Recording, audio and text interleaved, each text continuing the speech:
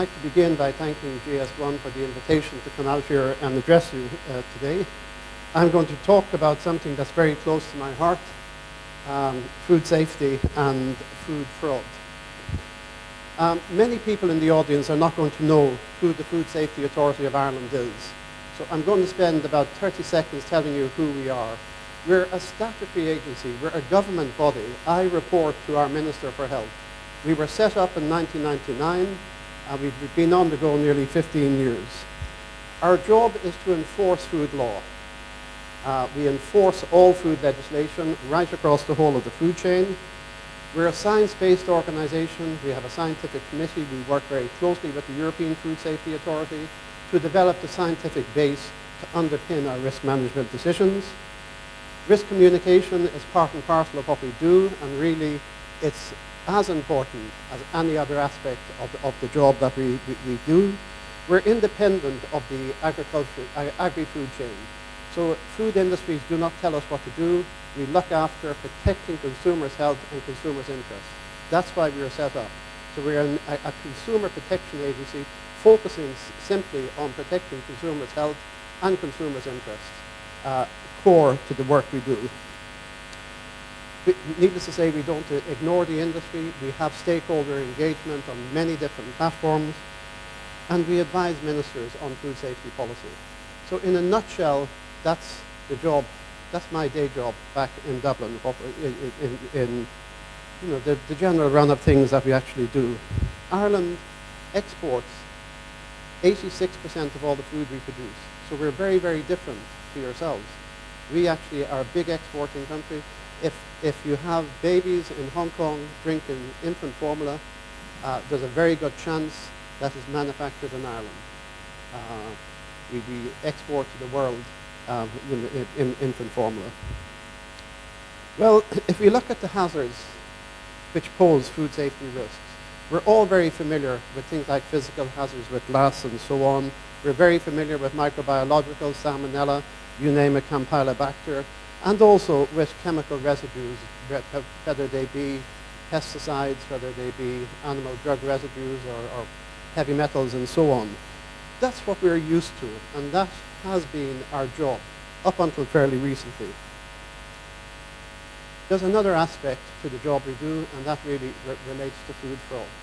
And you think about criminals, you think, really gangsters, these, if you look at the movies, you see, this picture of what a criminal is. Well, they don't really look like that. I mean, say, this is what we see nowadays. And we're looking at what I would call organized crime. And really, it's this type of individual who will be sitting in a boardroom and will be organizing and putting strategies together how they make money by cheating. When we look at the farm to fork and regulatory control right across the food chain, I mean, say this is our day job as a regulator, making sure that all the links in that chain are safe. And safety starts on the farm with things like the approval for sale and use of agricultural chemicals, and working right the way through the food chain. And if somebody isn't paying attention at any of those links, you cause problems for later in the chain. You can have the best possible food safety system in a restaurant, but if the produce or if the meat and so on that you're using hasn't been produced with good food safety management system, you're in trouble. So that's really key, that every link in that chain is looked after. And of course, food safety is an industry responsibility. As a regulator, we don't produce food.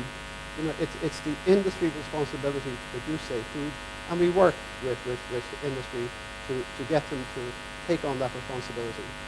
When it comes to food safety, I like to think of food safety as the ingredient in food that will allow you places on the market. Food quality is what you're going to make a profit out of. So, you can distinguish between these two particular aspects. What we need to do is to take the gamble out of food inspection. And this is the way we're moving in Europe, and in fact in other areas of the world, is trying to take that gamble out of food inspection and to manage risk. And the way we do that is we have what's called risk-based food inspection systems. And this is really key to what we're doing nowadays at European level with respect to food inspection. What we're doing is looking at risk categorization of food premises. This is one of our guidance notes. If anybody is interested in that particular guidance note on how to do a food inspection, it's on our website. We publish everything on the website of the Food Safety Authority of Ireland. But I just want to spend a little time talking about risk categorization. Every food business either has to be notified or registered with a control authority. I'm sure it's the exact same here in Asia, that the control authorities register or license every food business. What you have to do is to do a risk profile of each business.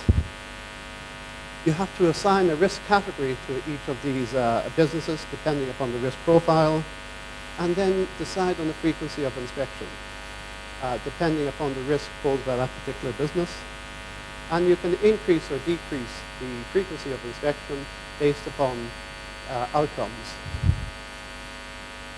This idea of a risk profile, and it's really the basic key, and how do you go about producing a risk profile of a particular business? Well, you have to look at the activity. Is this a major food company? Is this a very small food company? When you look at the activity, are they producing ready-to-eat foods? Are they just packing vegetables? So really, it depends upon the activity of a food premises as to the risk category it's going to fall into. The scale of production. Is it something like a ready-to-eat breaded chicken plant that is exporting globally? There's one of our businesses that would be making pizza toppings for Pizza Hut. So if you're eating Pizza Hut pizzas in this area of the world, the likelihood is that that food has come from Ireland on the top. Things like cheese and ham and so on. So it's that type of scale, or is if you're just manufacturing locally. And consumers, are you producing something like baby food? Babies are a high-risk, vulnerable group. So that has to be built into your risk profile. And of course, you also have to include the prerequisites like hygiene programs, focusing on control of suppliers and so on, the confidence in the management system that is inexistent in the plant, the history of compliance and are there any non-compliance activities. So you build all of that into the risk profile and risk categorization of a particular plant. And really, what you end up with is a profile. You can allocate this on a number scale depending upon the risk, and you allocate resources accordingly. And we say this targets the premises that are most likely to pose risk to consumers. And really, it's a science-based approach to food inspection. And that is a trend that's been followed certainly in Europe and in other parts of the world to ensure that you target, we don't have limitless resources, so you target the resources that you have effectively to those areas of the food chain that will pose the greatest risk. Well, when you talk about the globalization of food production and you look at the supply chain, it's longer than ever, and really within a matter of 36 hours you can have fresh produce, things like peas and beans, produced in Kenya, produced in Morocco, on the shelves in Europe within 36 hours.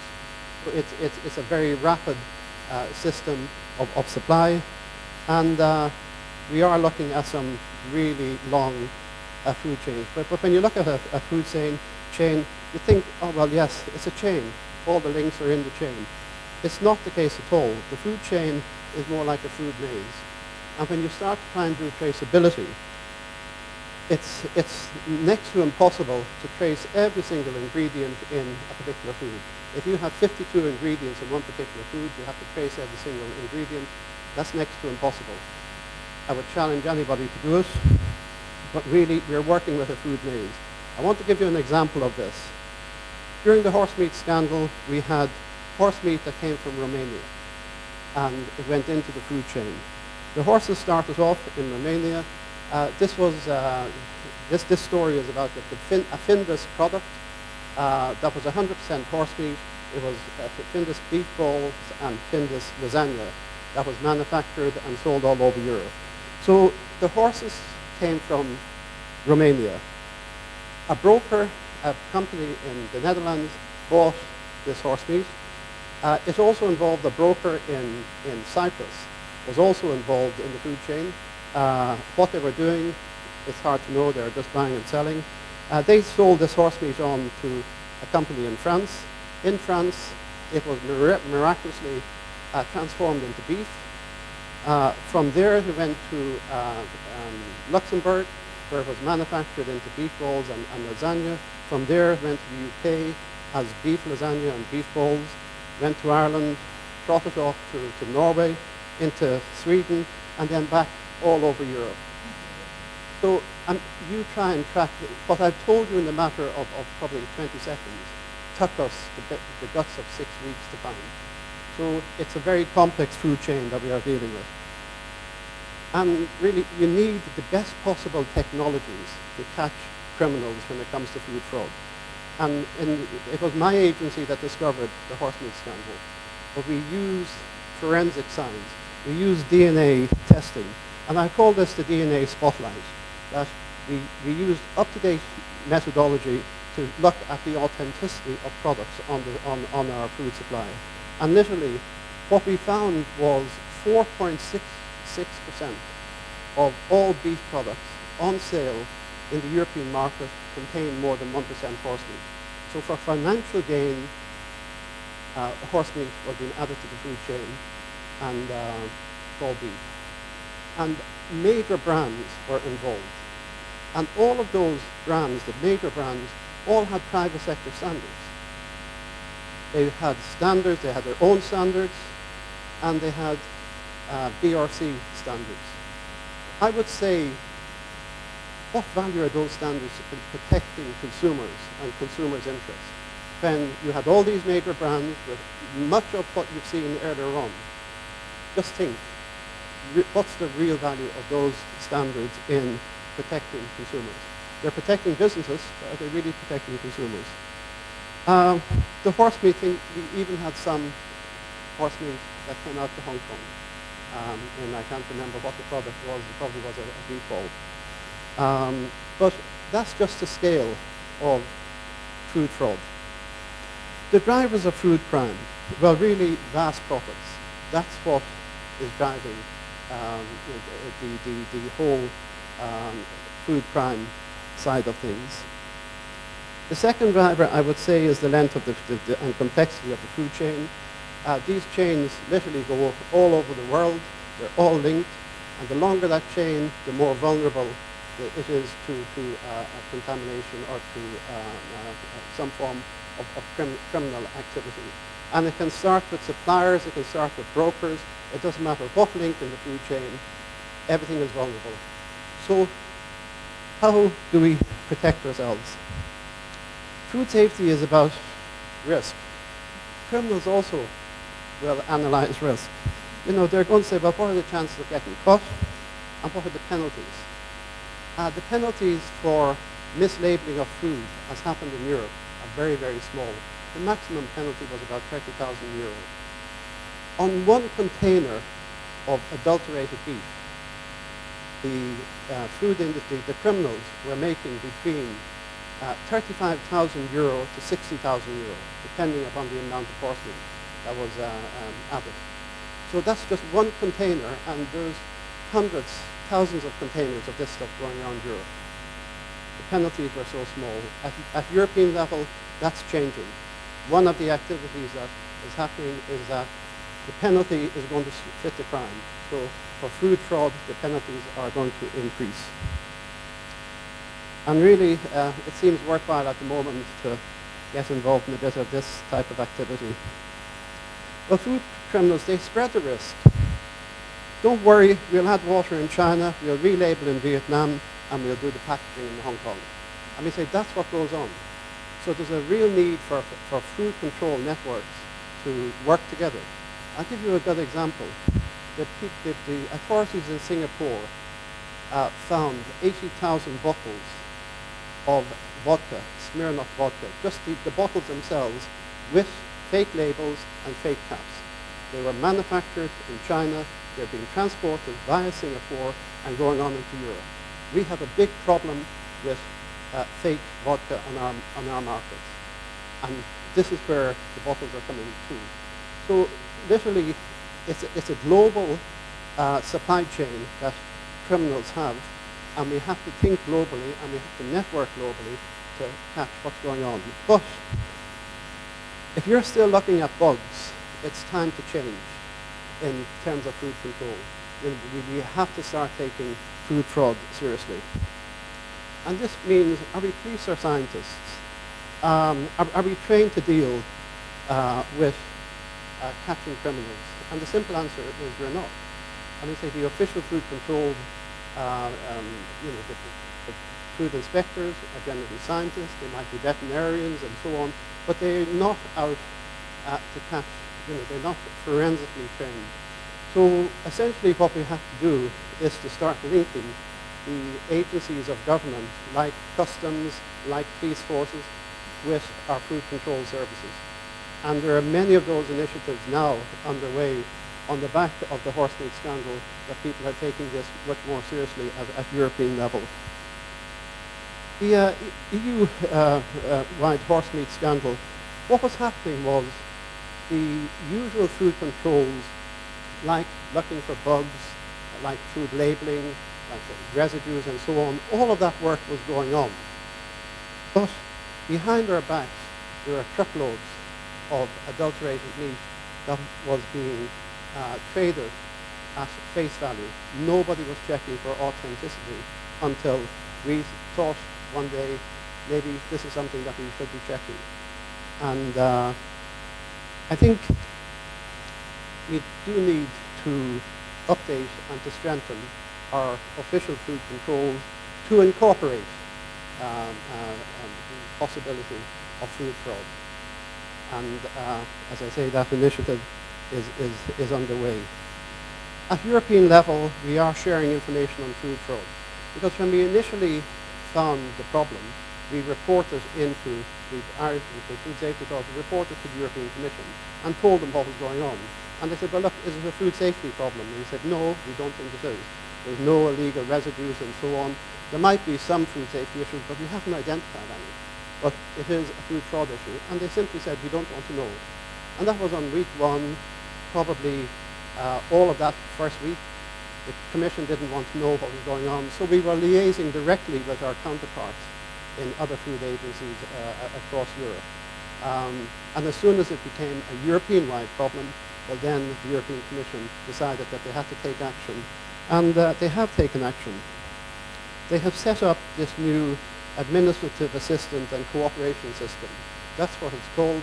This is now going to be a network of member states at European level that will deal with food fraud issues. And what it actually is, it's a rapid alert system for networking with member states as soon as they find a problem with food fraud. So if there's adulteration, substitution, and so on, if we find those type of issues going on at local level, we report into Europe. And essentially, that's the same system as we have for the rapid alert system for food and feed.